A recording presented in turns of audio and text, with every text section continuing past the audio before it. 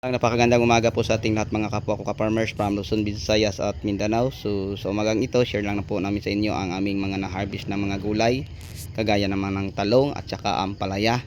So katatapos lang po natin nag-harvest ng talong at saka nag-umpisa po sa ampalaya. So ito po ang harvest natin sa 4,006 kapuno na bagyo, yung nakikita niyo mga ka-farmers. Kasi sobrang daming bunga. So ito po ating na-harvest. So marami-rami na po. So kita nyo si Mrs. no, nagbandol sa likuran at ako naman dito banda, tapos nag-umpisa naman sa talong. Yan. So ganito na din karami ang aming mga harvest mga kapwa ko ka-farmers na mga gulay. So ang variety po ng ating talong, ito po si Calixto F1 ng Swiss Company, at saka ang ating ampalaya no, yun po si Galaxy Max F1. So marami-rami na po ang ating harvest na mga gulay mga ka-farmers.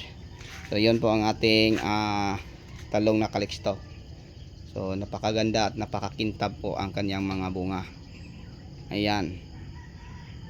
At ito naman ating mga simi, yung baluktot.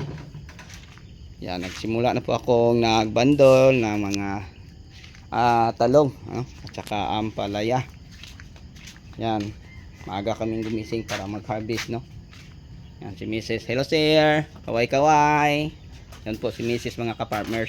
Napakasipag po ang Mrs. ko. Tumutulong po siya sa akin no, sa lahat ng mga gawain. Sa gawain bukirin. Day, ang aso day. Dito agi aday. Agoy manglakton. Itara!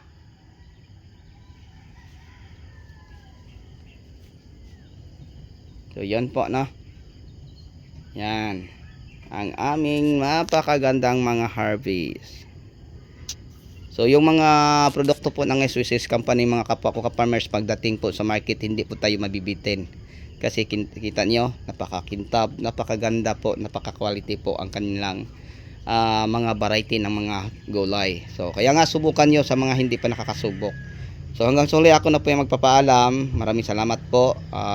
Mega love shoutout na lang sa lahat kong mga solid subscribers, sharer at commentator, mga viewers. So sa inyong lahat, sa inyong walang sawang pagsuporta sa ating munting YouTube channel, maraming salamat po. God bless. Bye bye.